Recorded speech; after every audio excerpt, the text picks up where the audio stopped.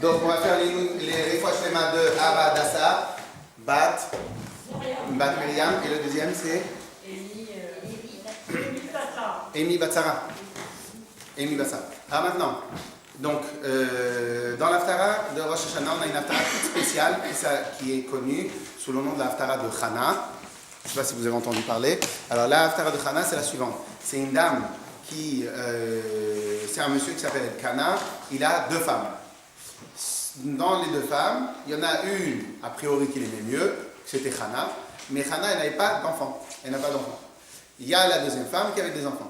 Et tous les ans, quand Chana et son mari et Kana et toute la famille allaient à Yerushalayim, parce que vous savez très bien qu'il y a une mitzvah au Shalosh Regalim, aux 3 fêtes, d'aller à Yerushalayim.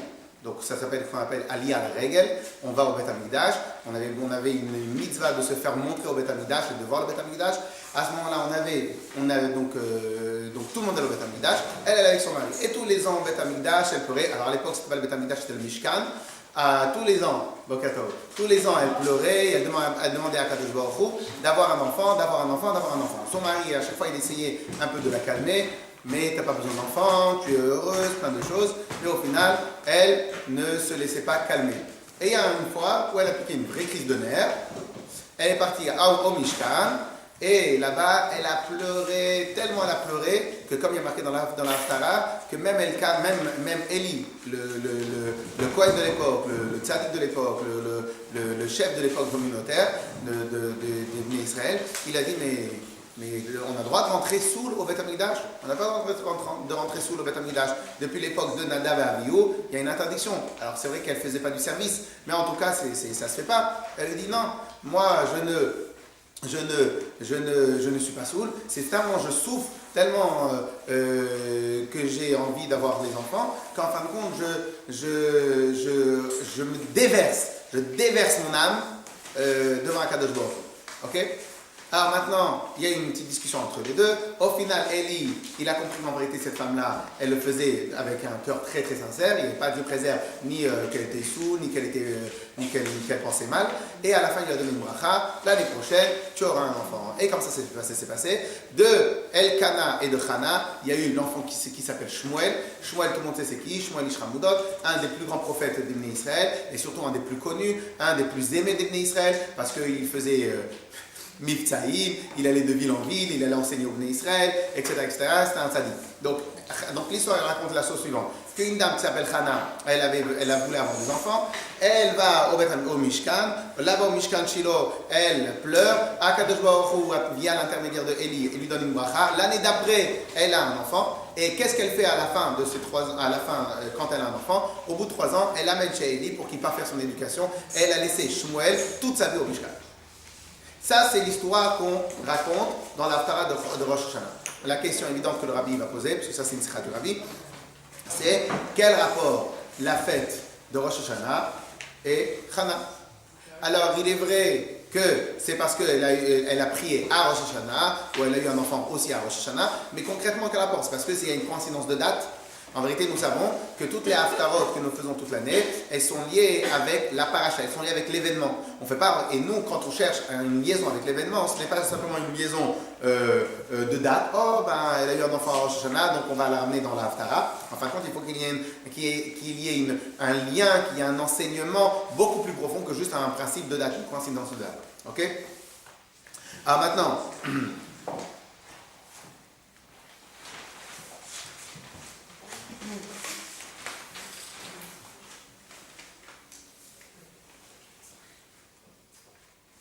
Ok.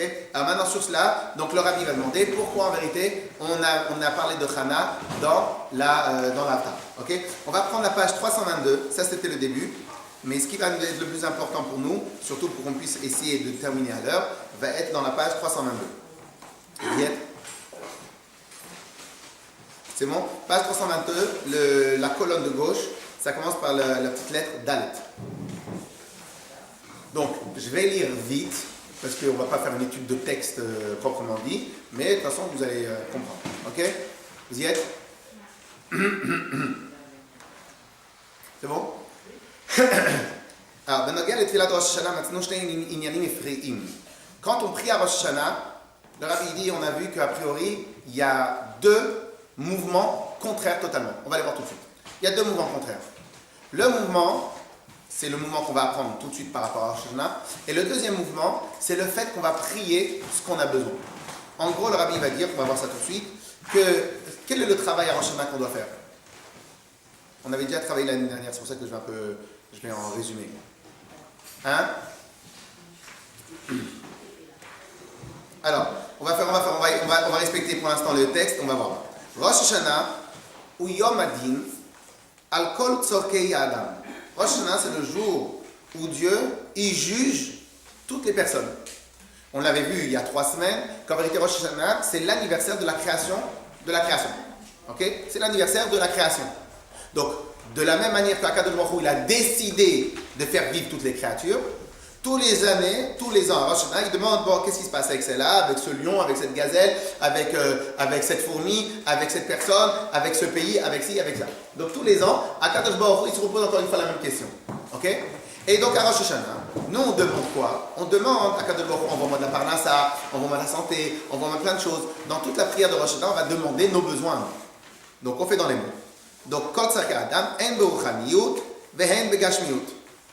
וכמו שנאמר, כי חוק לישראל הוא משפט אלוקי יעקב, חוק לישראל, alors je saute la parenthèse, ולכן מבקשים בתפילות ראש השנה, בני חיי ומזונה, וגם הצלחה בעניינים רוחניים. C'est pour cela qu'à Rosh Hashanah, on demande à Kadosh Baruch Hu de nous envoyer des enfants comme il faut, on nous demande à Kadosh Baruch Hu de nous envoyer la parnassa, on nous demande de nous envoyer la santé. Donc à Rosh Hashanah, qu'est-ce qu'on va faire? On va demander qu'est-ce qu'on fait le soir du Seder, avec la feuille de miel qu'on a distribuée, qu'est-ce qu'on fait? Eh bien, on demande que tous nos ennemis s'arrêtent, on demande qu'on se fructifie, on demande qu'on soit les roches, les anaves, à la tête. Donc, on demande des choses à Rosh Hashanah. On est d'accord? Pourquoi? Parce que c'est le moment. Si ce n'est pas le moment de ton anniversaire où tu peux demander à Kadosh Baruch Hu, alors quand est-ce que tu vas demander? Donc, en tout cas, à Rosh Hashanah, on demande nos besoins à nous personnels. El Hashem Yida Gisa, de l'autre côté, qui a doué à Nekudat Avoda de Rosh Hashanah ou Aktarat, Kadosh Baruch Hu la Melech, ou Belashon Chazal, Shetamlichuni Alechem. Que à Rosh Hashanah, notre travail à nous, c'est de couronner le roi, on va y revenir.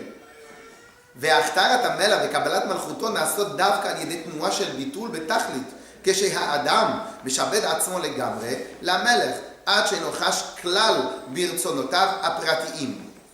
Alors maintenant, on avait dit l'année dernière. On avait dit comme ça, la Chassidut nous enseigne, à Rosh Hashanah, Akadosh Baruch Hu, il a créé le monde, on a dit à Rosh Hashanah. Il a pris un mandat de 1 an. À la fin de l'année, Akadosh Baruch Hu, bien. Alors d'abord, est-ce qu'on se rappelle de ce qu'on a dit l'année dernière? Sinon je recommence que du. On se rappelle des fleurs ou pas? Non? Chazak. Au moins je me rappelle. Il y en a qui suivent le cours. Alors on explique.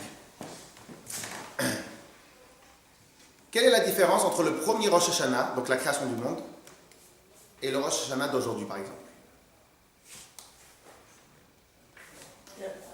Donc, un instant, avant le premier jour de la création, il n'y avait rien. Il n'y avait rien. Juste après, Akadosh Baruch Hu commence à créer le monde.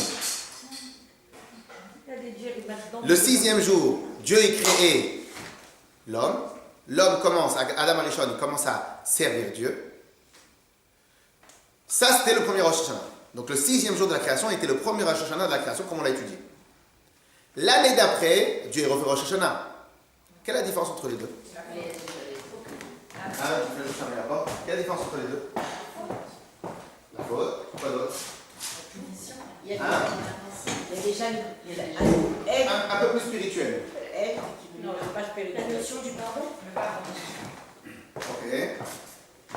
Mais on va se concentrer sur Rosh Hashanah. Rosh Hashanah, le travail de Rosh Hashanah, c'est pas le pardon. On va se concentrer sur Rosh Hashanah. Quelle est la différence entre le premier et le deuxième?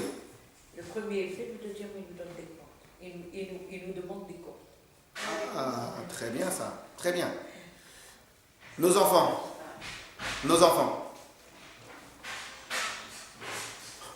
Ils nous ont pas demandé de naître. On leur donne tout ce qu'il faut, etc., etc. Ils grandissent. Il y a un certain moment, on commence à leur dire, bon, tu dois travailler. Attention, je fais ce que je veux. Je t'ai demandé, moi, que je naisse. Maintenant, tu assumes, toi. Maintenant, qu'est-ce que tu veux de chez moi? Eux, non. Mais eux, heureusement qu'ils ne sont pas intelligents. Sinon, ils pourraient nous le dire. Alors, qu'est-ce qui se passe? Bah oui, mais personne, il n'y a aucun enfant qui nous le dit.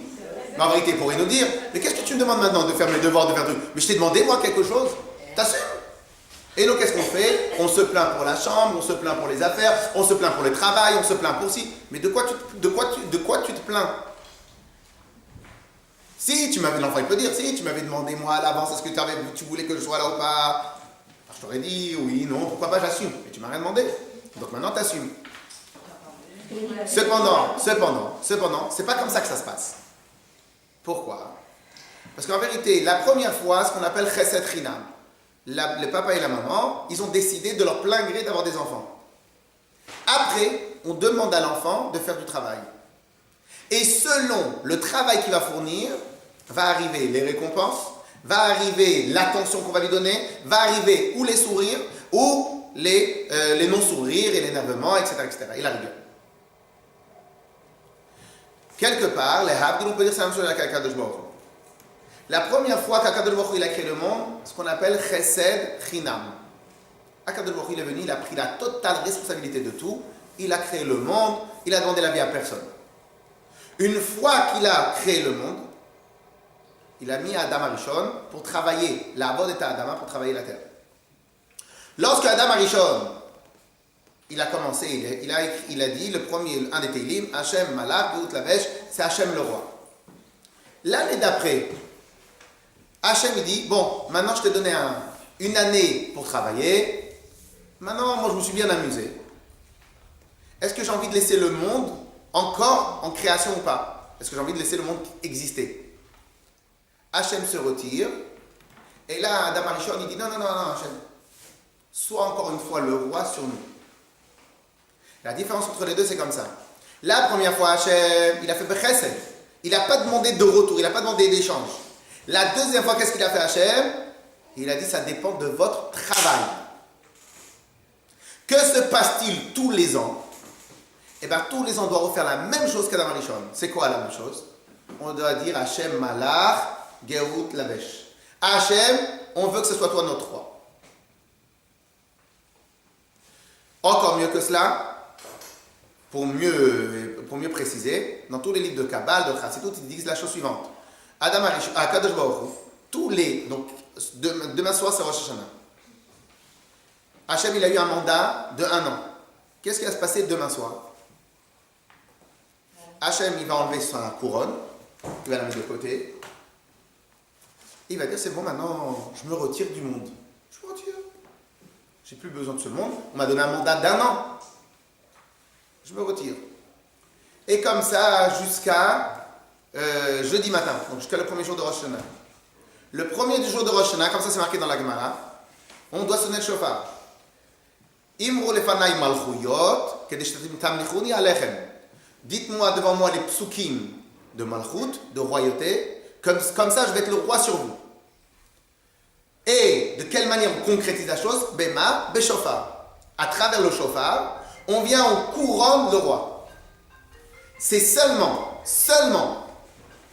si les Bnei Israël, le premier jour de Rosh Hashanah, ils vont sonner le shofar, et ils vont dire à Akadosh Baruch Hu, c'est toi notre roi, qu'à ce moment-là, Akadosh Baruch Hu, il accepte d'être le roi.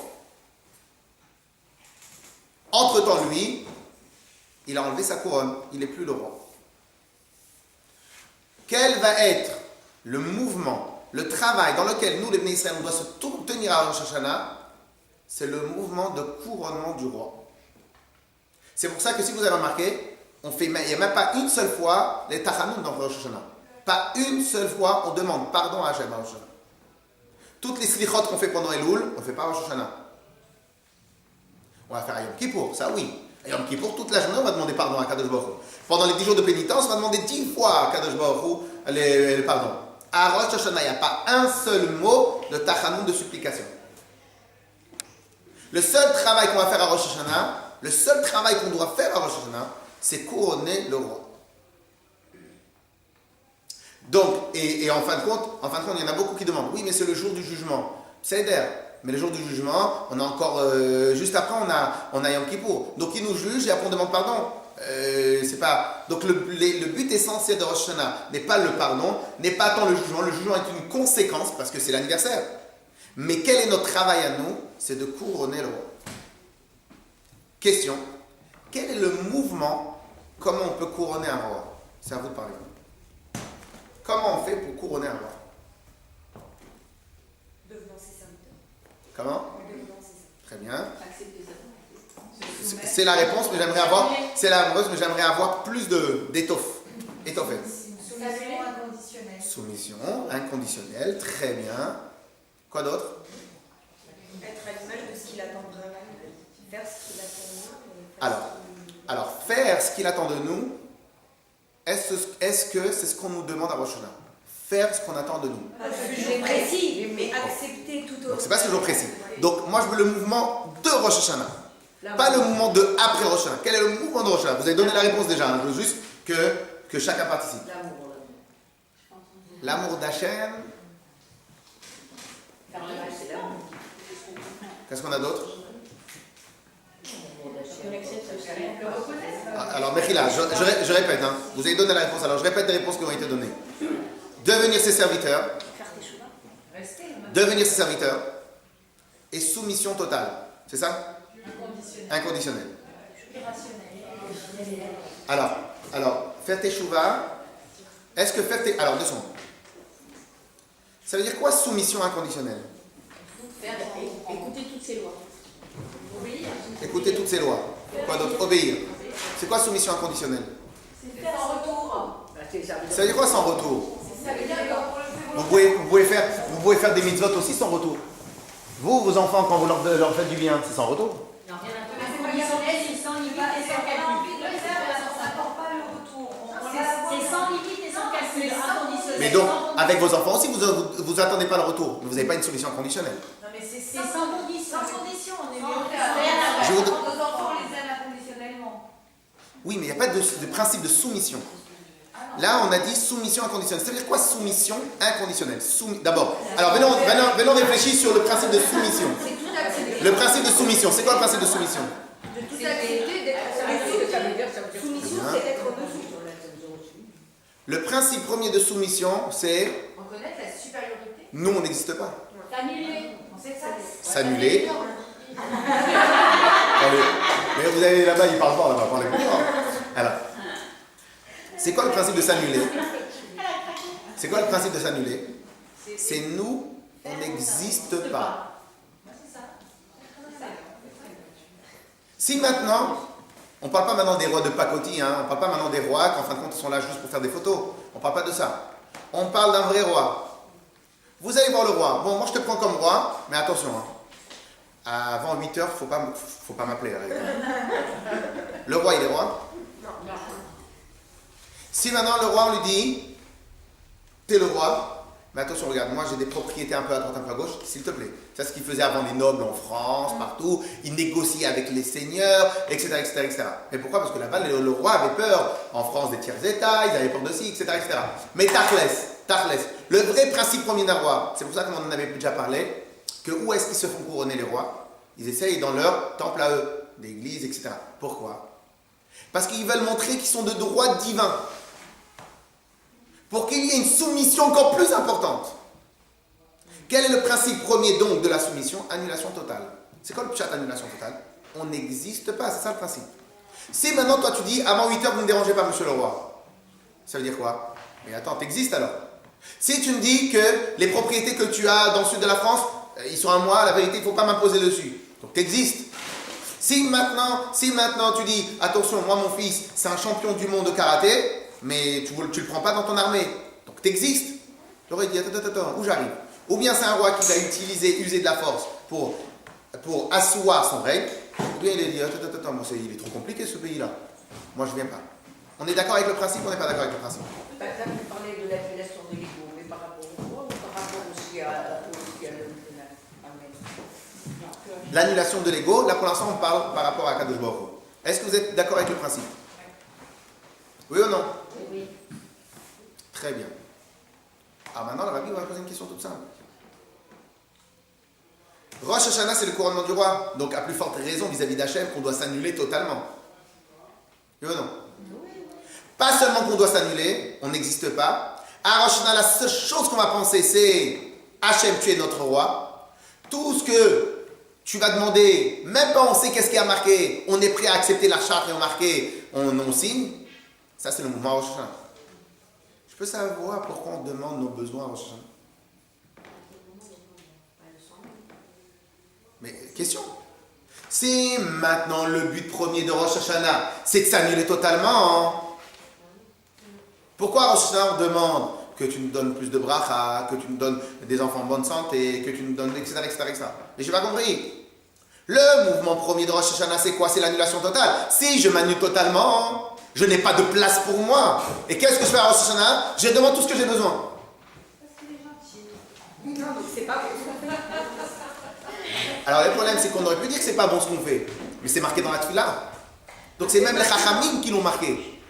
Donc si c'est les Chachamim qui l'ont marqué, puisque maintenant c'est le minag de faire la feuille de miel, de faire tout ce qu'on veut, tout ce qu'on demande. Et c'est parce que vraiment pendant la Tfila de Rosh Hashanah, on va demander. Donc si maintenant on nous demande des choses pour nous, et c'est le contraire de ce qu'on vient de dire. On vient de dire qu'il fallait une annulation totale. Et toi, qu'est-ce que tu fais? Tu passes ta journée à demander des choses.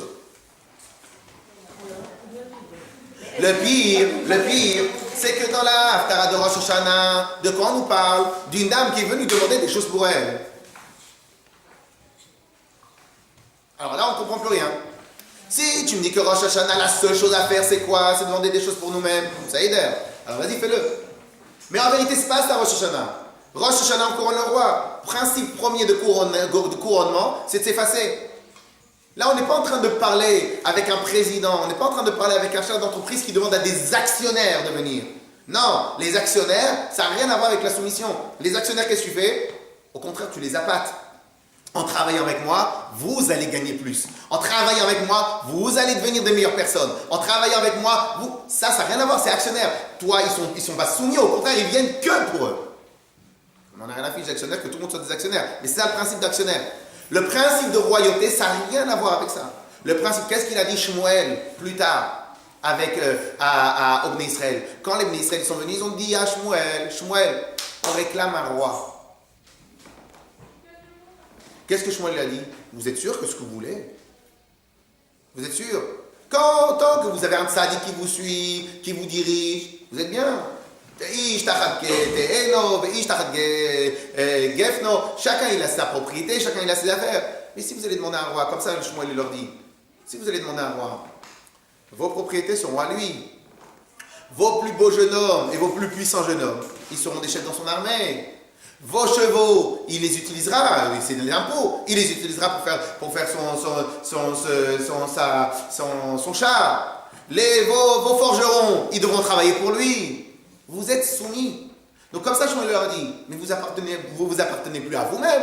C'est le roi qui va venir et qui va être roi sur vous. Vous serez des sujets.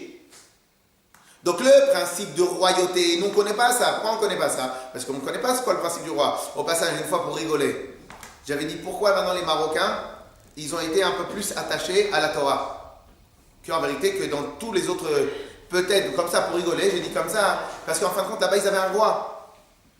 Et là-bas le roi au Maroc, je ne dirais pas que c'est un vrai roi, mais Tachles, il se comporte en tout cas comme un vrai roi. Les gens ils ont peur de lui. Et alors c'est un dictateur, mais de l'autre côté c'est pas un dictateur méchant comme les autres dictateurs. Il est respecté, il fait du bien, il s'occupe de son pays, et il est considéré vraiment comme un roi. Donc peut-être, de toute façon ça on l'explique dans la phrase, donc peut-être que du fait qu'ils avaient un roi, donc ils ont été infiltrés à l'intérieur une certaine soumission, ils ont l'habitude de la soumission, donc comme ça ils ont eu peut-être plus de facilité à se soumettre à la Torah. Ok? Donc en fin de compte, c'est quoi le principe premier? C'est quoi le principe premier du roi? C'est la soumission. Si maintenant c'est la soumission, c'est que toi tu n'existes pas. Si toi tu n'existes pas, comment ça se fait que tu demandes des choses pour toi? Ça c'est la question que Rabbi demande. Bonne question ou pas? Allez, on continue.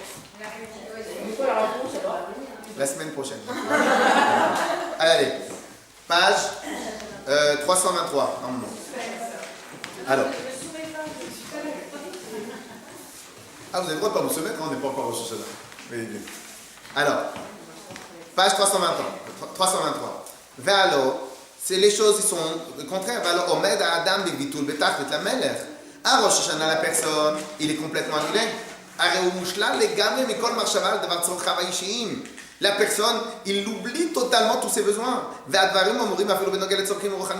Et même mes besoins, moi, pour spirituels, Hachem, donne-moi plus de chorma, donne-moi plus. Si je suis soumis, même mes besoins spirituels, je les oublie. Pourquoi? Parce que tu dois être soumis. Toi, tu n'existes plus. Ça, c'est le mouvement de la soumission. Ok?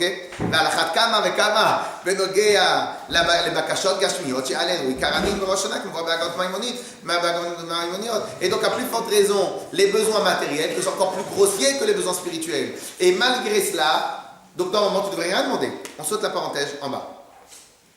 Klomar, c'est-à-dire,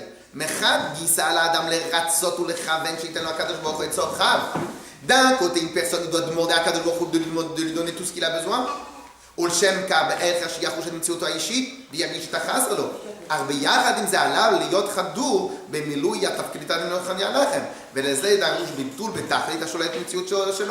la question, c'est ce qu'on a dit. C'est comme d'un côté tu demandes de la soumission totale, mais en même temps, dans la tefila, il y a marqué que tu dois demander. Maintenant, question.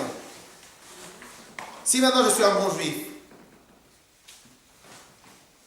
je dois prier la prière de Rosh Hashanah comme il faut.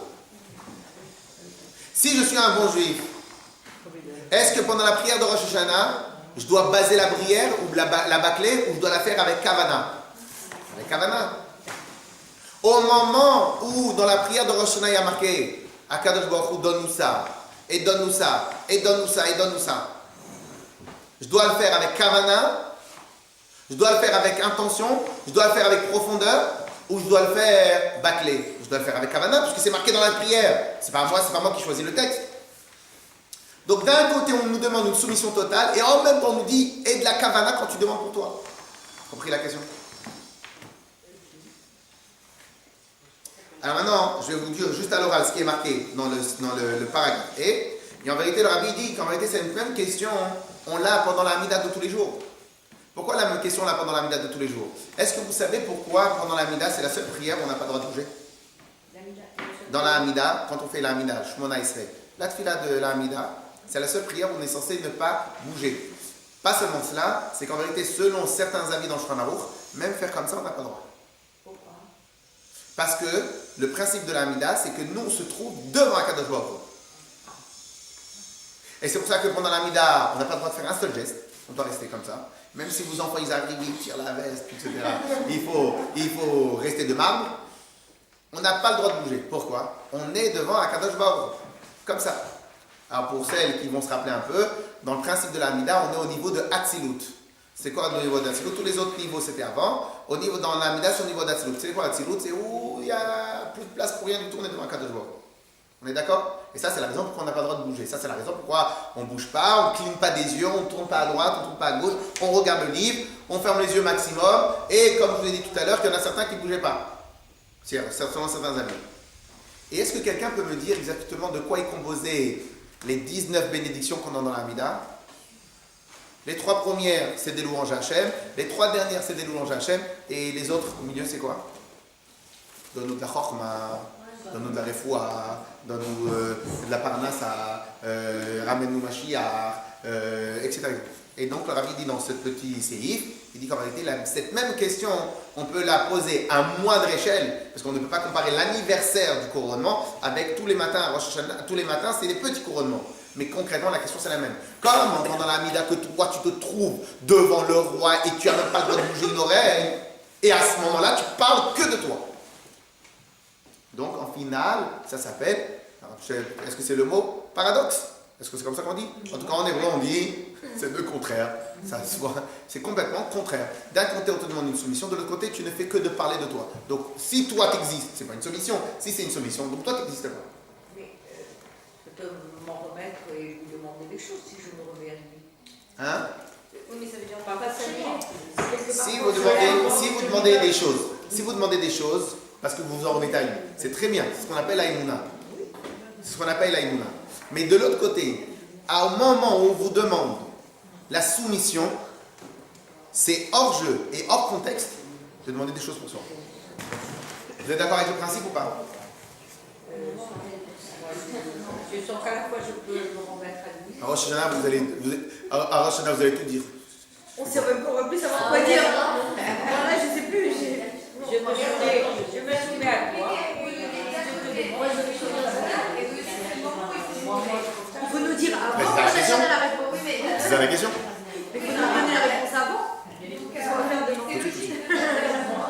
Non. Moi, avec ma petite cervelle.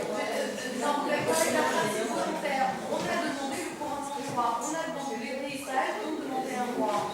Et pourquoi ils ont demandé un roi?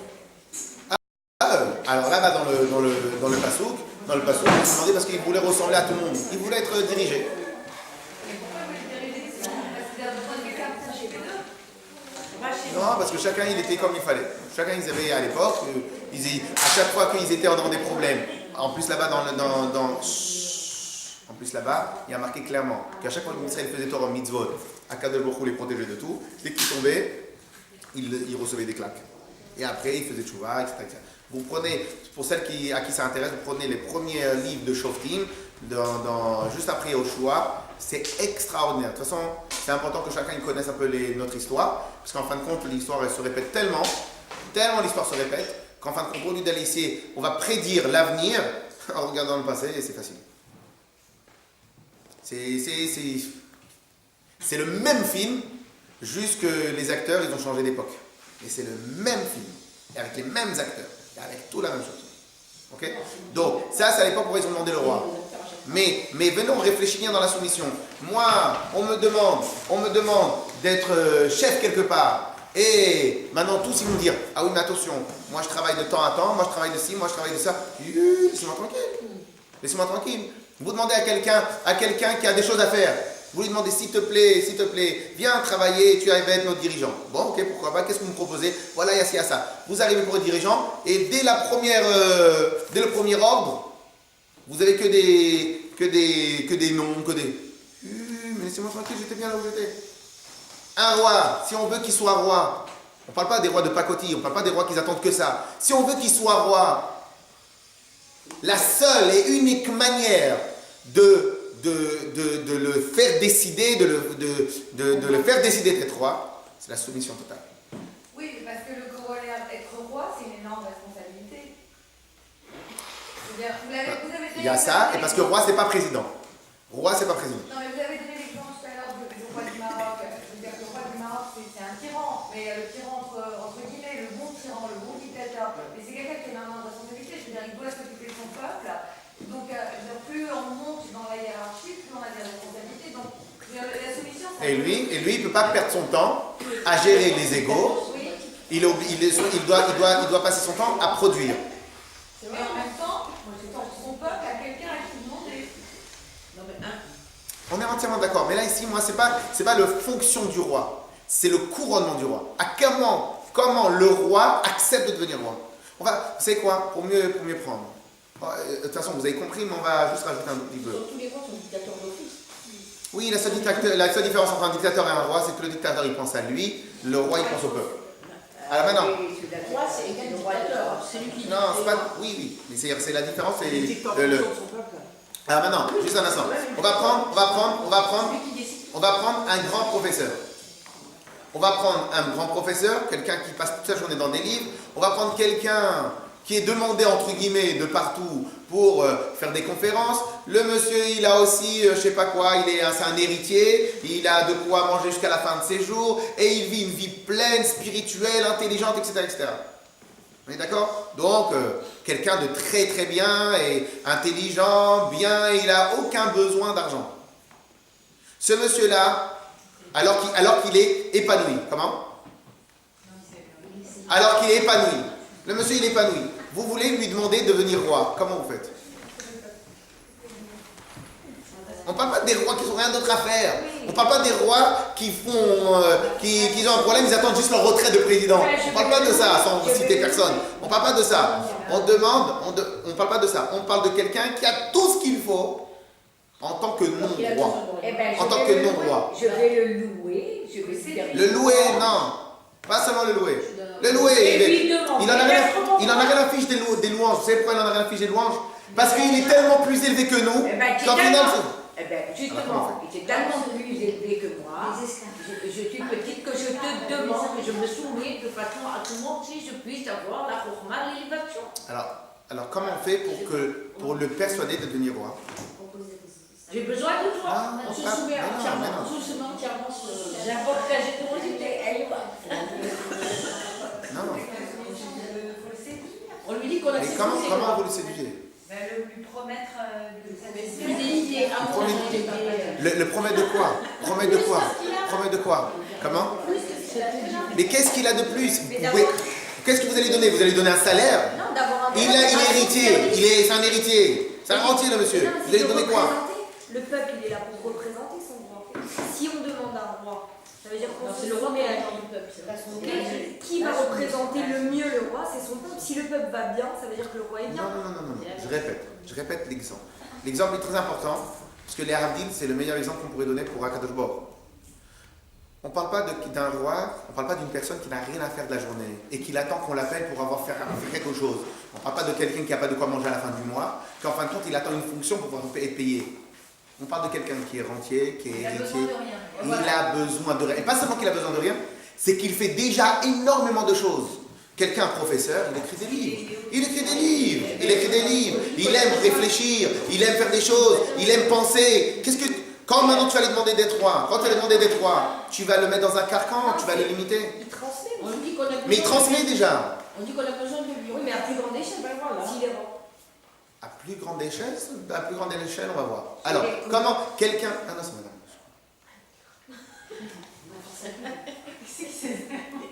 Quand une personne comme ça, comment je fais pour la persuader de diriger un pays? Il dit, mais laissez-moi... Comment Moi, je demanderais, qu'est-ce que tu veux pour être persuadé de gouverner ce pays? Il va pas donner la réponse parce qu'il veut pas. Il veut pour réfléchir tout seul. On va dire que le pays va mal et on se souvient à tout ce qu'il C'est quoi?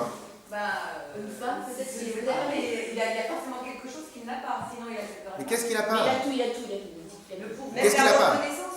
Mais la reconnaissance, il a. Il écrit des livres, il est dans les parcours. Qu'est-ce qu'il a pas? On dit qu'on a besoin de lui. On a besoin.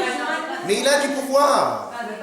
Oui, mais quand il sera plus là, il faut qu'on ait rien sans lui. La postérité. Mais il a la postérité, il écrit des livres toute la journée. Mais c'est un professeur. Mais vous prenez des professeurs qui ont changé. Einstein et la postérité. Et si on lui dit que nous, on n'est rien sans lui, on a besoin de lui, on ne peut pas vivre sans lui.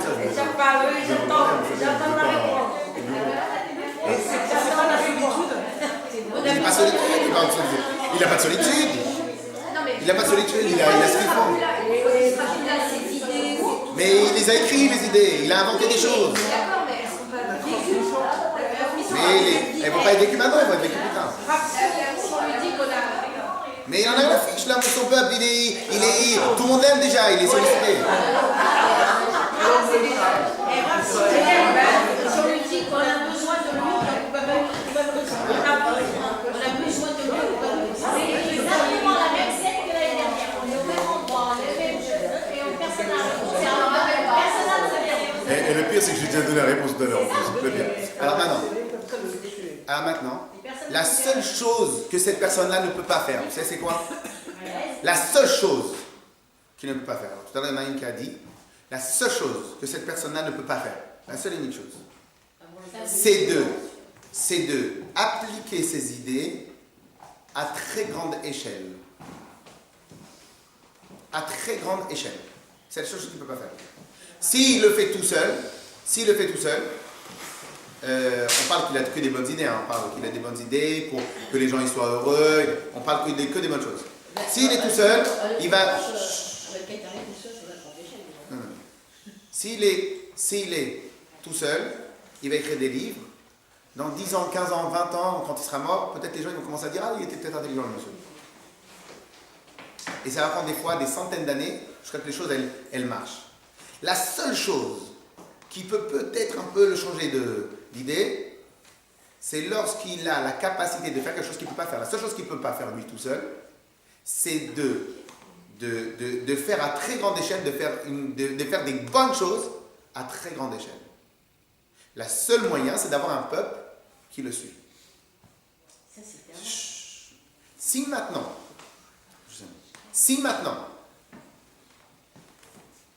le peuple en question, toutes les 2 secondes, il va dire « Ah non, vous voulez du rouge? Ah bah non, on aime le bleu, nous. » Quand vous allez dire « Il faut travailler 36 heures. » Ah non, on avait prévu des vacances, Quand vous allez leur dire, il faut faire ça, il faut avoir plus d'Avat Israël, il faut avoir plus de choses. Il va vouloir mettre les préceptes, alors on va dire de la Torah, tachles. Mais le peuple, il va dire toutes les 2 secondes, oh, c'est dur quand même. Au final, est-ce qu'il a gagné ce qu'il voulait? Il n'a pas gagné ce qu'il voulait. Puisqu'en vérité, la seule chose que le peuple pouvait lui offrir, c'était de faire des choses qu'il ne pouvait pas lui faire lui-même. Mais lorsque maintenant le peuple, ils sont négatifs sur tout. Donc même ce que lui voulait faire, il ne peut pas faire. Donc en vérité, la seule chose qu'il attend, le peuple, oui, mais la soumission du peuple. La seule chose qu'il peut faire, qui peut persuader, qui peut convaincre une personne comme ça, c'est s'il voit que les personnes qui lui demandent de devenir roi, ils se soumettent totalement. Alors là, il se dit, peut-être que tout ce que je réfléchis, tout ce que j'écris dans les livres, peut-être dans 10, 20 ans, 30 ans, peut-être ça va être accepté. Mais là, j'ai le moyen de faire de ce pays, j'ai le moyen de faire de ce peuple, un peuple bien, heureux, qui avance, des phares, des gens qui vont influencer dans le bon côté dans le monde. Donc c'est dit, ce que je peux faire avec eux, je peux le faire, je ne pourrais pas jamais le faire tout seul. Mais il y a une seule condition, c'est qu'ils m'écoutent. S'ils ne m'écoutent pas, ça ne sert à rien, je vais dans mes livres. La seule chose qu'on peut faire pour persuader une personne très élevée, intellectuellement, spirituellement, financièrement, etc., de faire quelque chose qui va le mettre dans un carcan, c'est qu'en fin de compte que ce carcan-là va le rendre meilleur. Et ça, c'est à une seule condition. La seule chose, c'est de le persuader qu'on va l'écouter. Le persuader qu'on va faire tout ce qu'il va dire sans réchigner. Ça, c'est ce qu'on appelle la soumission. Dans le premier jour, le roi, il n'a pas le temps de faire les décrets. Les décrets, ils vont venir le lendemain. Le seul mouvement qui existe, le jour même du couronnement, le seul et unique mouvement qui existe, c'est la soumission. S'il n'y a pas la soumission, le roi dit non, je ne peux pas, mais je ne peux pas, j'ai d'autres choses à faire, je ne comprends pas. J'ai d'autres choses à faire. Et donc, nous, qu'est-ce qu'on fait à Rosh Hashanah? Notre mitzvah, notre travail, la avodat Hashem du juif à Rosh Hashanah, c'est de se soumettre. La question que le rabbi pose, si on ne comprend pas, il y a un manque de logique. D'un côté, tu me dis qu'en fin de compte, la seule chose que je dois dire à Rosh Hashanah, c'est Akadosh Baruch Hu, je suis à toi. Akadosh Baruch Hu, je me soumets. Akadosh Baruch Hu, je n'existe pas. Tout ce que tu vas demander, je vais faire. Tout ce que tu vas donner, je vais apprendre. Tout, je me soumets. Je n'ai pas de volonté propre. Et qu'est-ce qui se passe dans le même Rosh Hashanah, dans la même prière? Qu'est-ce qui se passe? Akadosh Baruch Hu, j'ai besoin de ça, Avinu Malkeinu, donne-nous ça, donne-nous ci, donne-nous ça. Mais je ne comprends pas. Ça nourrit la volonté de se soumettre. C'est comme un méchant. Alors maintenant, la réponse, elle va être la suivante. Mais pour la réponse, on va pouvoir la sentir, en profiter, que si vous avez bien compris que, le besoin de soumission totale, sinon Rosh Hashanah, il passe à côté. Et de l'autre, vous compris? Donc le principe de soumission.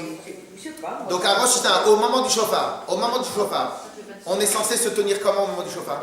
Dans la tête, on doit avoir quoi dans la tête qui nous passe au moment du shofar?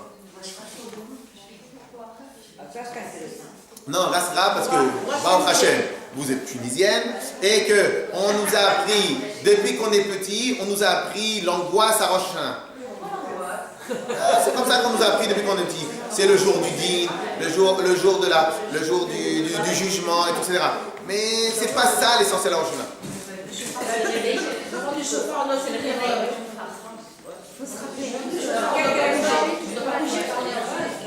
Mais, alors, un instant. Alors, la question qui est intéressante pendant le moment du chauffard, on doit bouger à soumission ou à demander? Ah non, les chassidim, chez nous, il y a un seul mouvement à Rosh Hashanah. Il y en a un seul.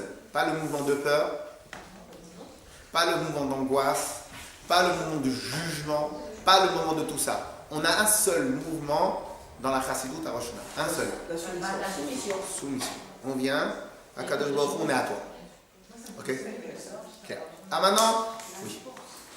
Le fait de faire des demandes, C'est après le chauffard. le fait de faire des demandes, c'est aussi reconnaître que ça dépend pas de nous, ça dépend que de lui, donc c'est aussi une soumission.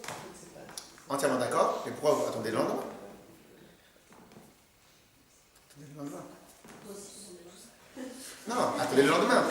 Il ne faut pas mélanger. Vous savez, juste comme ça, dans la communication, ils disent comme ça. je sais pas si c'est un terme spécial, ils disent comme ça, quand vous faites un sujet, quand vous faites une campagne, un seul message. Dans la communication, si vous faites, dans une campagne, vous faites 2 messages, je ne sais plus où il y a dit. Vous faites une campagne, un message. Si dans le message, il est brouillé, il y a 2, 3 sujets différents, les gens qui vont écouter, qu'est-ce qu'il veut exactement de chez nous? Il veut ça, au final, ça donne rien. Une campagne, un message. Si maintenant, dans mon Rosh Hashanah, c'est une campagne, c'est la date d'anniversaire de la création du monde, Akadosh Baruch Hu, il se demande, est-ce que maintenant je vais continuer à créer le monde? C'est une campagne, un message. Si maintenant je dis, le deuxième message, oui mais tout provient de lui, c'est aussi un deuxième message. Là ici c'est pas le message, tout provient de lui. Tout provient de lui, vous l'avez dans Shabbat, il y a plein d'autres. Là ici le message c'est pas tout provient de lui. Ok? En fin de compte, on va répéter, la réponse va être la suivante. Quelque chose qu'on a déjà parlé, mais qu'en vérité, c'est toujours bien de le rappeler. Vous savez, on avait aussi parlé ces dernières semaines, on a dit que des fois, on peut se sentir vide. Des fois, même les plus grandes stars, ils se sentent vides. Alors, est-ce que quelqu'un peut me dire, c'est quoi la différence entre quelqu'un de vide et quelqu'un de rempli?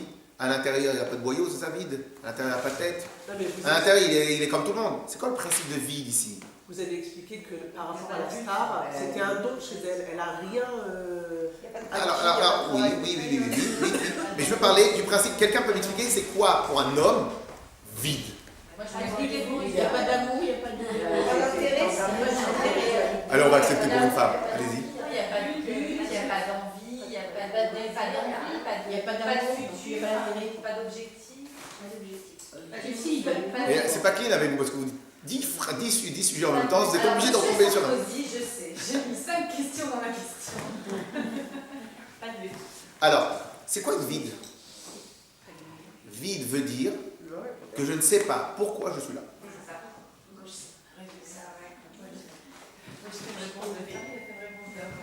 Non. Ça veut dire quoi? C'est que je ne sais pas pourquoi je suis là. Il y en a qui vont dire, moi mon travail en tant que musicien, mon but à moi, ce que j'aime le plus sur terre en tant que musicien, c'est lorsque je vois les gens sortir du concert avec le sourire. Et ils sont bien, et ils dansent ensemble, et ils sont tous bien.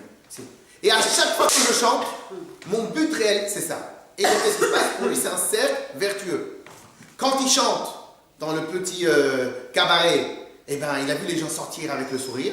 Il s'est entraîné, il a dit, il faut que je recommence la prochaine fois, mais encore mieux. Et il s'entraîne, il réfléchit pour que les gens ils se ressentent encore mieux. Après, il a une salle plus grande, etc.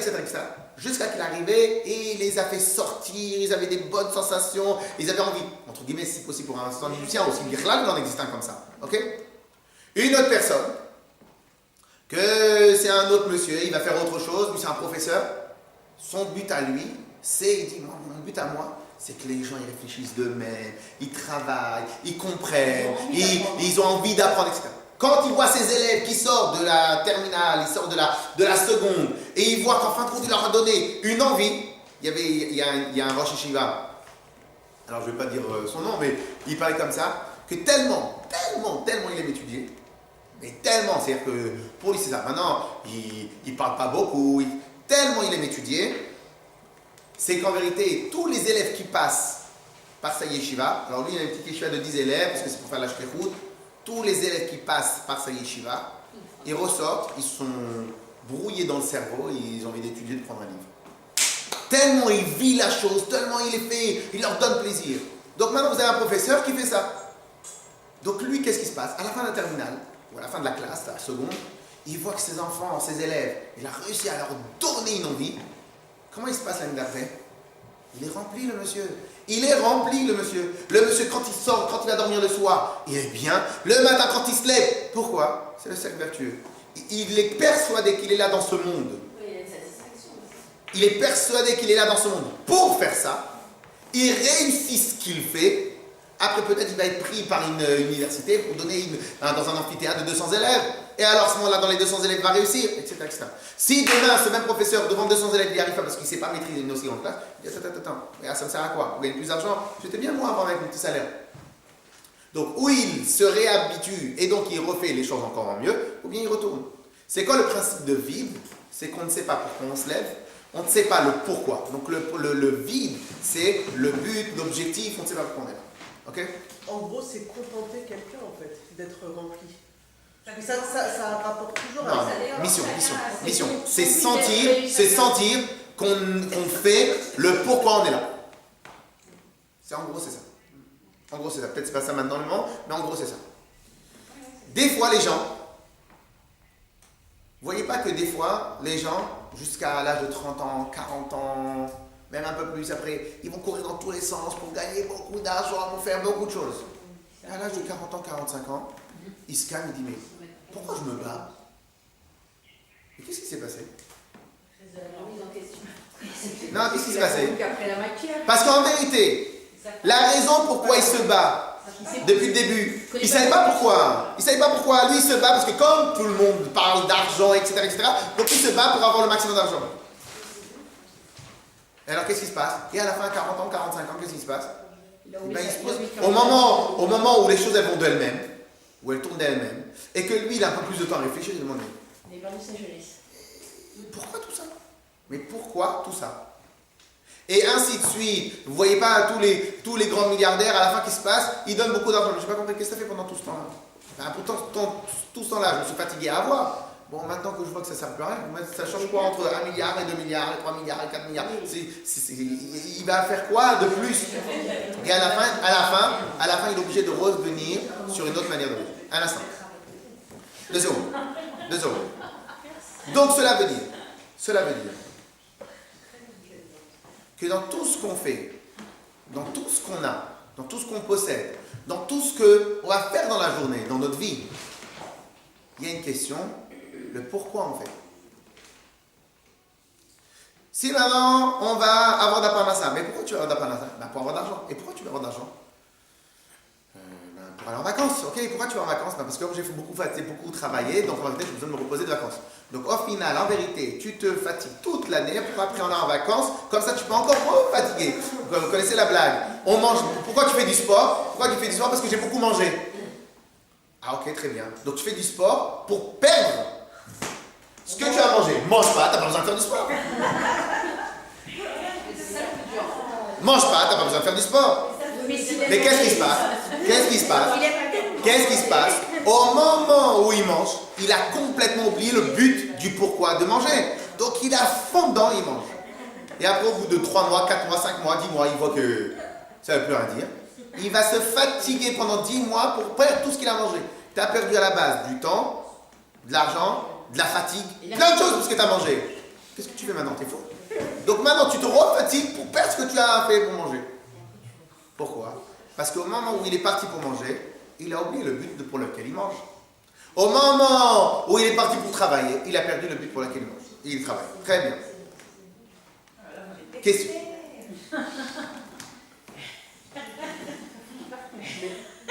C'est une séance. Pourquoi tu travailles? Pourquoi tu es là? Ça c'est une séance. Pourquoi on est là aussi?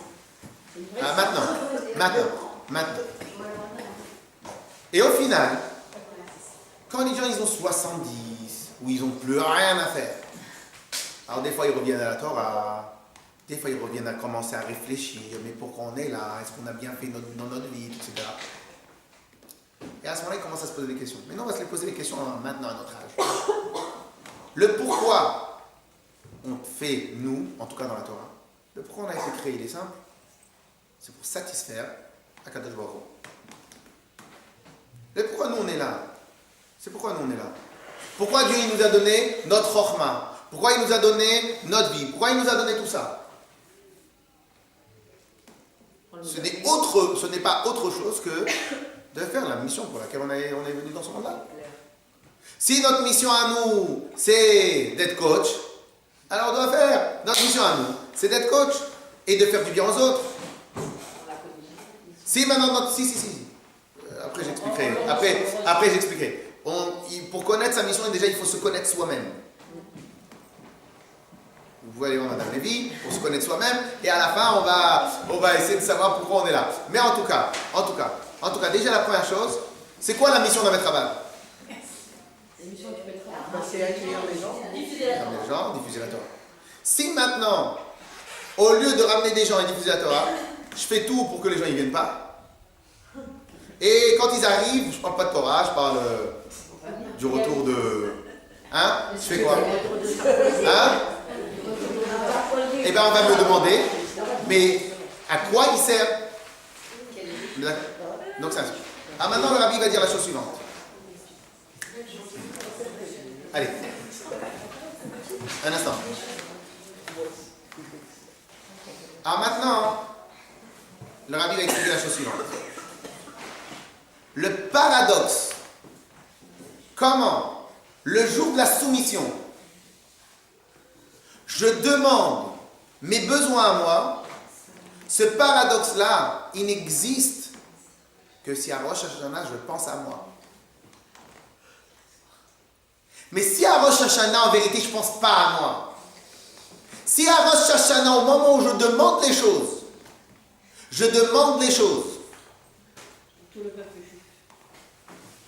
pour que je puisse faire la mission d'Akadosh Baruch Hu dans ce monde-là, est-ce que j'ai pensé à moi? Au final, je n'ai pas pensé à moi. C'est ça, c'est en fait un élément pour être soumis. Alors, pas pour être soumis, pour accomplir ma soumission. Pour accomplir ma soumission. Alors, un instant, mesdames.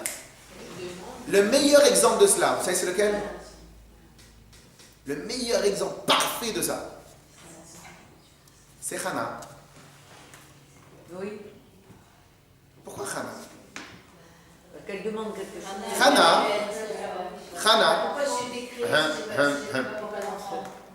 Hannah, elle demande un enfant. Normalement, quand on demande un enfant, c'est parce qu'on a envie d'accomplir notre raison d'être parents, etc., etc. Elle vient et elle va yishpor et nashi, elle déverse ses larmes, elle déverse tout ce qu'elle peut parler, elle dit à toi, Akadosh Baruch Hu, il faut absolument l'enfant. Peut-être Eli au début demande, mais attends, combien tu peux être chutzpah et demander avec telle vigueur et avec telle envie, avec telle force pour toi? Tu ne t'as pas donné d'enfant, il t'a pas donné d'enfant. C'est bon, accepte. Ça, accepte. Et elle dit, mais non, j'avais de la vie.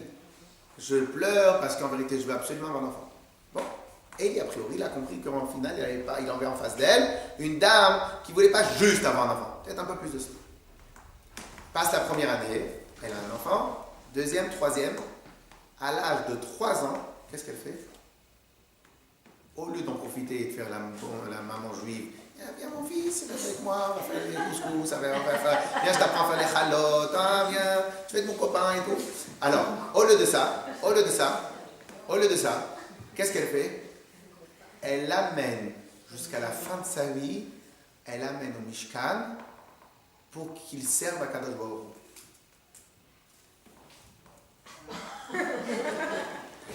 Elle est folle. Elle est folle. Elle est folle. Non. Tu demandes un enfant pour qu'au final, tu le gardes pas pour toi. Sa mission.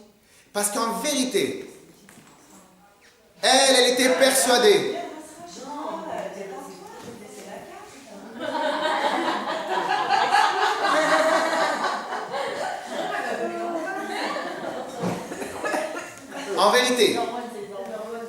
En vérité, la seule réponse à cela, c'est quoi? C'est qu'à la base, pourquoi elle voulait un enfant? Je ne comprends pas. Chaque être humain, il est là pour fabriquer quelque chose dans le monde, pour faire quelque chose dans le monde. Et pourquoi moi je peux rien faire alors au final? Parce que, entre guillemets, je ne peux pas accomplir le but pour lequel j'ai été créé. Elle vient, ça l'a monté à la tête, ça l'a monté partout. Elle fait, je ne peux pas. Pourquoi tu m'empêches à moi d'accomplir, entre guillemets, mon but? Et elle dit, je veux avoir un enfant. Lorsqu'elle a un enfant, qu'est-ce qu'elle fait? Elle ne garde pas pour elle. Elle le donne à Kadosh Baruch Hu. Pourquoi? Parce qu'en vérité, à la base, la seule et unique raison pourquoi elle a demandé la chose, Ce n'est pas parce qu'elle voulait exister, parce qu'elle voulait se soumettre. Et ça, c'est la réponse. Au final, est-ce que c'est honteux de demander à Kadosh Baruch Hu tout plein de choses? Ben, ça dépend. Ça dépend. Si, maintenant, la raison pourquoi tu demandes des choses à Kadosh Baruch Hu, parce que toi, tu veux devenir plus riche, tu veux devenir mieux, tu veux avoir plus de vacances, tu veux avoir plus de choses, et encore, et pour que qui en profite? Pour que toi, tu en profites. Oui, tu as raison, ne demande rien. Tu as raison, ne demande rien. C'est quoi cette trouve-ça? Ou bien attends le lendemain de Rosh Hashanah. Attends le lendemain de Rosh Hashanah. Mais en vérité, lorsque nous on demande des besoins, le but réel, le but intrinsèque des besoins, c'est quoi? Le but des besoins, c'est pour servir à Kadosh Baruch Hu. Et en vérité, étant donné que les Chachamim, eux, ils savent exactement le Emet, et qu'en vérité, comme plus tard le Rabbi va expliquer, mais on ne pourra pas le voir, qu'en fin de compte, au final, la Neshama, elle sait le Emet. Donc en vérité, même si les Bnei Israël n'ont pas vraiment cette conscience-là, Rosh Hashanah, mais quelque part au final, cette conscience-là, pas ce besoin, cette volonté d'accomplir la mission d'Akadosh Baruch Hu, cette volonté-là, à ce moment-là, les Bnei Israël, ils l'ont au fin fond de leur Neshama. Et ça, c'est la raison pourquoi les Chachamim, alors qu'en vérité, c'est illogique, en même temps qu'ils ont parlé, en même temps qu'ils ont institué la tfila, en même temps qu'il y a la mitzvah de se soumettre à Kadosh Baruch Hu à travers le couronnement, à travers Rosh Hashanah, à travers tout ce qu'on fait à Rosh Hashanah, en même temps, je dois demander. Et maintenant, pour terminer l'explication, c'est la chose, pour terminer l'explication, imaginons que je suis un grand professeur. J'ai une super invention. Mais l'invention, j'arrive pas à la mettre sur pied. À quoi est ça mon invention? J'ai une super idée, mais j'arrive pas à l'expliquer. Revenez tout à l'heure. Si maintenant, j'ai la meilleure des choses, mais je n'arrive pas à la concrétiser, si on est dans le monde des actes, tu peux être le meilleur virtuellement.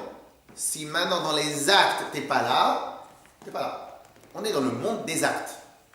Si maintenant en vérité, je me soumets à Kadosh Baruch Hu à Rosh Hashanah, mais je ne sais pas traduire cette soumission par des actes concrets. Je ne sais pas demander des choses concrètes pour parfaire cette soumission-là. Et bien quelque part, qu'est-ce qui se passe? Et bien c'est comme si qu'en vérité, je suis d'accord d'être soumis, mais virtuellement. Mais dans les faits, je ne veux pas être virtuel. Si maintenant cette Hana, elle voulait se soumettre à Kadosh Baruch Hu que virtuellement, mais dans les faits, elle aurait demandé un enfant, mais l'enfant, elle n'aurait jamais amené chez Kadosh Baruch Hu. Donc qu'est-ce qui s'est passé? Donc en vérité, il te manque un pont dans ton histoire. Tu es prêt à te soumettre virtuellement, mais dès qu'on te demande un peu de te mouiller, tu donnes rien. Dès qu'on te demande un peu de relever tes manches pour aller aider, tu n'es pas là. Mais alors, je ne comprends pas. Alors, tes discours, ils servent à quoi?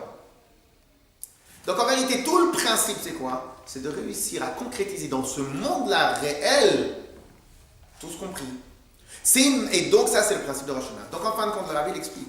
Donc en vérité, c'est plus un contraire. Au contraire, c'est plus un contraire. C'est la raison même de notre soumission. La raison même de notre soumission, c'est quoi? C'est que tout ce qui m'appartient, tout ce que j'ai, je le soumets aussi à Kadosh Baruch Hu. Comme tout ce que j'ai, je le soumets aussi à Kadosh Baruch Hu. Donc en vérité, à Kadosh Baruch Hu, le roi, en même temps qu'on te demande d'être soumis, en même temps dans cette demande-là, il y a qu'en vérité tout ce qu'on a besoin pour faire notre mission. Et non pas pour nous personnels, pour faire notre mission. Ok? Et donc, de là, on va prendre deux grands enseignements. Premier enseignement qu'on a appris, c'est la chose la plus essentielle, c'est le mouvement de Rosh Hashanah. Comment on doit se soumettre, c'est le moment du couronnement à Kadosh Baruch Hu. Deuxième point essentiel, c'est qu'en fin de compte, au final, c'est quoi être rempli? C'est être rempli de sa mission. Quelqu'un qui s'écarte de sa mission, à la fin, à un certain moment, il demande qu'est-ce que je fais là? Mais je suis où? Notre travail à nous, c'est quoi être rempli? C'est être rempli de sa mission. Notre mission à nous, c'est quoi? C'est d'amener du plus dans ce monde-là. Notre mission à nous, c'est quoi? C'est d'amener Torah Mitzvot. Notre mission à nous, c'est quoi? C'est de faire ce que Akadosh Baruch Hu a demandé. Lorsque maintenant on utilise notre voiture pour ça, lorsqu'on utilise notre intelligence pour ça, lorsqu'on utilise nos enfants pour ça, lorsqu'on utilise notre maison pour ça, lorsqu'on utilise tout ce qu'on a Pour ça, là ici, qu'est-ce qu'on a fait? On vient de prouver que notre soumission de départ était la bonne. Et c'est pour cela qu'au passage, le rabbi a été l'un des premiers, l'un des premiers, ça remonte à très longtemps, que lorsque maintenant Internet il est sorti, vous savez que par exemple, alors, normalement l'information elle est bonne, mais par exemple le site lubavitch.fr, c'est le premier site judaïque ou de France. Et c'est pour cela que le rabbi depuis le début, que ce soit sur la technologie, etc., il a toujours demandé d'utiliser la technologie pour Torah Mitzvot. Alors que dans les autres mouvements, dans les autres courants juifs, eh ben, toute la technologie, elle est à bannir, toute la technologie, ils font... Alors, on ne va pas rentrer dans le détail, parce que aussi c'est leur mode de vie à eux. Mais concrètement, tout le principe du rabbi, c'est quoi? C'est tous, kol ma shebara kadosh baruch hu, lo beraro ela lichvodo. Tout ce qu'Akadosh baruch hu il a créé, il ne l'a créé que pour son propre honneur. Et donc, en fin de compte, il n'y a pas une raison de dire que les ondes magnétiques des téléphones, il faut s'en écarter. Non, la question, elle est comment toi, tu vas utiliser cette chose-là pour Akadosh baruch hu. Et donc, au final, dans la chorma du rabbi, c'est quoi? Comment moi, je vais exploiter toutes les dernières technologies, toutes les dernières choses qui ont été inventées pour encore plus montrer et faire jaillir la lumière et transmettre la lumière d'Akadosh baruch hu. Alors que quelqu'un d'autre, qu'est-ce qu'il va dire? Ah bah non, je vais en profiter. Genre. Mais pourquoi tu te mets toi toujours à l'intérieur? Donc en réalité, le seul but, c'est de révéler Akadosh baruch hu. Alors ça, c'est pour le show d'aujourd'hui. Bon, on aurait la prochaine fois, on terminera à Sira. Alors, on a juste le 3e jour de Rosh Hashanah. Rosh Hashanah, vous connaissez les grands principes. De toute façon, c'est Rosh Hashanah, c'est un Yom Tov, à part la Tfila et le Shofar, qui est la misa principale. Il n'y a pas beaucoup de spécialités particulières. Le soir, vous avez la feuille de mail, vous pouvez voir. Le premier événement qu'on va avoir juste après Rosh Hashanah, ça va être Tzom Gedalia. Est-ce que quelqu'un sait c'est quoi le principe de Tzom Gedalia? Alors, en vérité, hein, le jeûne de Gedalia. Est-ce que quelqu'un sait le principe de... C'est quoi Gedalia? On aurait dû l'appeler un autre prénom, on aurait dû l'appeler, je sais pas moi. Hein? Vous connaissez le principe? Alors en vérité, le jeûne, nous on a les 4 jeûnes que nous avons dans la Torah. On a combien de jeûnes? Donnez-moi les jeûnes.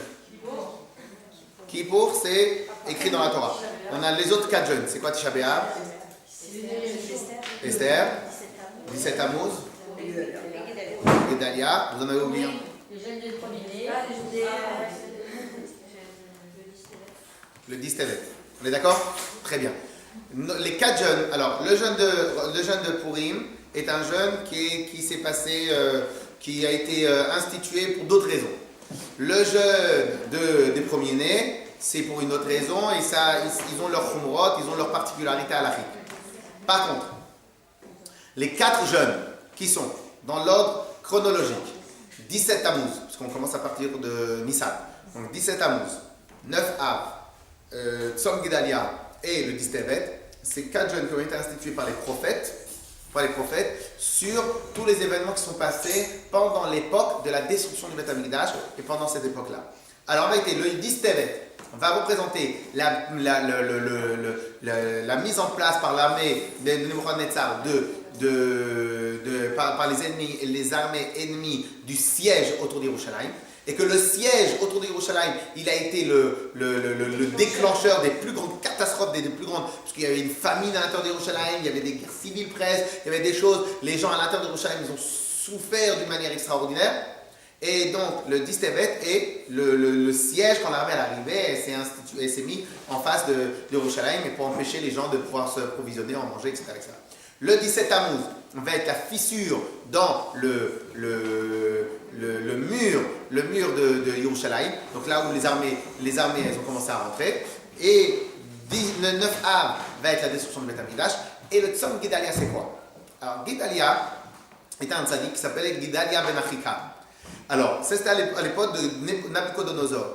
Nabucodonosor, une fois qu'il a tout détruit Yerushalayim, en réalité lui Nabucodonosor, est-ce que c'était un ennemi d'Israël ou pas un ennemi? Bon, en tout cas, ça a été l'outil d'Akadosh Baruch Hu pour détruire malheureusement et faire tout ce qu'il a fait. Les Bnei Israël à l'époque, ils s'étaient beaucoup rebellés contre Nabucodonosor. Lui, il s'est dit, moi je suis le roi du monde entier, donc j'accepte aucun rebelle. Il est arrivé avec toute son armée et il a fait tous les massacres qu'il a pu faire. Très bien. Vient après, il s'est dit, mais attends, ça me sert à quoi moi un pays dévasté? Donc il a pris qui étaient les plus aptes à diriger le peuple juif. Donc nous, on sait que c'est tout le temps Yassur Shevet mi Yehuda, qu'en fin de compte, c'est toujours des gens de la tribu de Yehuda qui vont être et le roi Mashiach, et David Amelech, et Shlomo Amelech, et tous les autres rois, etc. Donc qu'est-ce qu'il a fait? Il a pris un des descendants des nobles de Yehuda qui s'appelait Gedalia ben Achikam. Quel était le travail? Alors, au passage, si il y en a qui ont pu croire que Gedalia c'était un tzaddik, Gedalia c'est un rachat, il a fait beaucoup de choses, mais ça n'avait pas été comme les Romains, que eux, leur but à eux, il était beaucoup plus méchant. Lui, bon, en tout cas, qu'est-ce qui s'est passé? Il a mis un Gedalia ben Achikam représentant de son gouvernement. Donc il a dit, voilà, monsieur Gedalia ben Achikam, vous allez rester en Eretz Israël, et en Eretz Israël là-bas, vous allez essayer un peu de refaire refleurir le pays. Ce Gedalia ben Achikam, alors qu'il avait les pleins pouvoirs de Nabucodonosor, de Nebuchadnezzar, il aurait pu être méchant avec le peuple juif, mais lui c'était un tzaddik. En tant que tzaddik, qu'est-ce qu'il a fait? Il a essayé de redonner de l'espoir d'Israël, il a essayé de reconstruire, il a essayé de faire le maximum. Alors évidemment, il était toujours en lien avec Babel, mais son but à lui, c'était beaucoup de faire du bien au Israël. Et comme c'était un tzaddik, donc peut-être il avait une grande avat Israël. Et qu'est-ce qui s'est passé? Le premier jour en vérité de Rosh Hashanah, qu'est-ce qui s'est passé? Il a eu des invités. Ces invités-là, c'était des Bnei Israël malheureusement. Ils se sont dit qu'en fin de compte, ça ne leur arrange pas qu'il y ait un Gedalia qui soit le responsable de Bnei Israël et qui soit le représentant de Nabucodonosor, nous on va faire la guerre, etc., etc. Donc ils ont décidé de l'assassiner. Gedalia, que lui c'est un tzaddik, il s'est dit jamais, des juifs qui vont tuer des juifs, ça n'existe pas. Venez, calmez-vous, il n'y a pas de problème, on va parlementer de paix, on va essayer de voir quel est l'avenir d'Israël en Eretz Israël. Ils sont venus, ils ont été invités par Gedalia, et le jour de Rosh Hashanah, ils ont tué Gedalia ben Achikam. Le problème, donc déjà c'était la mort d'un tzaddik, mais le pire des problèmes c'est quoi? C'est qu'en fin de compte, Nabucodonosor, lorsqu'il a entendu que son protégé et le gouverneur qu'il a mis en place, il s'est fait tuer, il a dit quoi? Alors, à ce point-là, ils sont rebelles. À ce point-là, donc il n'y a pas de problème. La première leçon, ils n'ont pas entendu. Ils vont peut-être comprendre la deuxième leçon. Qu'est-ce qu'il a fait? Il a encore renvoyé des armées. Et là encore, il a refait encore des autres massacres en Eretz Israël pour que les Bnei Israël ne puissent même pas se relever. Et c'est ce qui s'est passé, parce que seulement 70 ans plus tard qu'au final, les Bnei Israël n'ont plus construit le deuxième Beit Hamikdash. Et en plus, même après le deuxième Beit Hamikdash, on n'était plus vraiment souverain chez nous. Et donc ça, c'est la raison pour laquelle on fait le jeûne de Gedalia ben Achikam, qui est une suite logique, quelque part, des autres 4 jeûnes qui ont été faits sur la base de la destruction encore de plein de rescapés qui étaient en Eretz Israël. Et voilà, ça c'est la raison du jeûne. On vous souhaite Shana Tova Umetuka et que Bezrat Hashem cette année elle soit douce et merveilleuse et surtout plein de Avodat Hashem, et que si Dieu veut Mashiach Tzidkenu il arrive cette année et que la galoute et toutes ces fatigues ça arrive. On y va. Alors prenez la première. Alors j'ai eu du mal à me décider. Alors on va faire le shiur pour le Refoua Shlema de Hava Adassa, Bat Miriam. Et c'est qui la deuxième? Amy Batsara. Ok. Donc j'ai eu beaucoup de mal à me décider. Est-ce qu'on termine le sujet de la semaine dernière ou on fait un autre? Alors le problème il est que si on termine le sujet de la semaine dernière, on n'allait pas pouvoir se préparer comme il faut à Rosh Hashanah. Donc on a décidé un petit sujet sur Rosh Hashanah. Ça vous va? Alors prenez la première page. Normalement vous avez Rosh Hashanah en gros.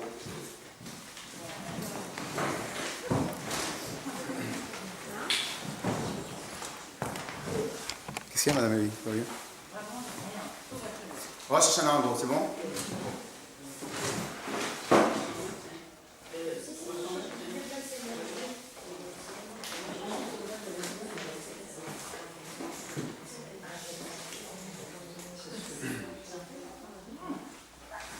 Alors, on va pas faire tout dans les mots.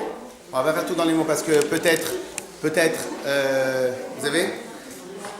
Alors, il n'y a pas de numéro de page, c'est voilà, là où c'est marqué Rosh Hashanah en gros. 322. Mesdames, vous avez 322? C'est des recto verso. Il y a une feuille recto verso et une feuille normale.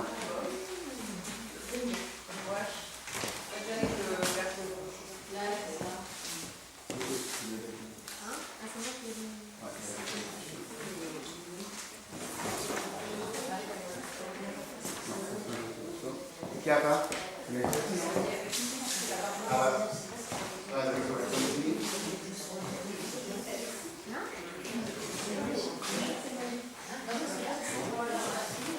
vrais exemples. Pour les vrais exemples. C'est bon? Alors, on recommence.